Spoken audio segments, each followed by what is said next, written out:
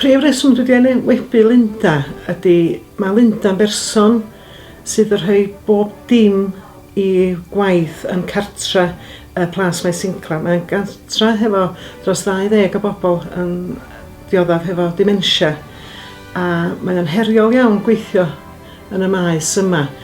Mae hi'n berson brwdfrydig iawn, di bod dros y blynyddoedd.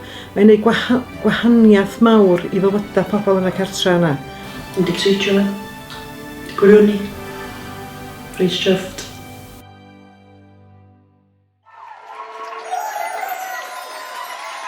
Dwi'n meddwl bod o'n peth da bod yr tîm yn cael ei gwerthfawrogi o fewn y cyngor ac bod nhw'n cael ei weld fel rhan pwysig o'r hyn sy'n cael ei wneud.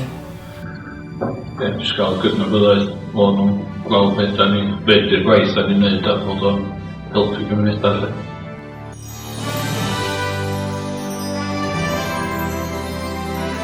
Y rheswm nes i'n ymwybedd yn y lle cyntaf oedd mae'r tîm wedi osod i fyny o'r newydd a dod yn weithredol 2 flynedd yn ôl. A dwi'n meddwl bod ni'n ceisio gwneud rhywbeth yn wahanol efo teuluoedd yn y ffordd maen nhw'n cynnig cefnogaeth. Ac yn sicr o fewn yr adran, da ni'n meddwl bod nhw'n cynnig gwerth da am arian yn y ffordd maen nhw'n gweithio. Dwi'n meddwl bod o wych. I feddwl bod ni'n dim o'r newydd o fewn y gwasanaeth. Dwi'n meddwl bod o yn rhywbeth, da ni wedi gwneud lot o waith a mae wedi bod yn cymryd lot o amser a da ni wedi datblygu a newid y gwasanaeth i fynd ymlaen efo'r teuluoedd a'r newidiadau eraill sydd yn mynd o flaen yn y gwasanaeth ei hun.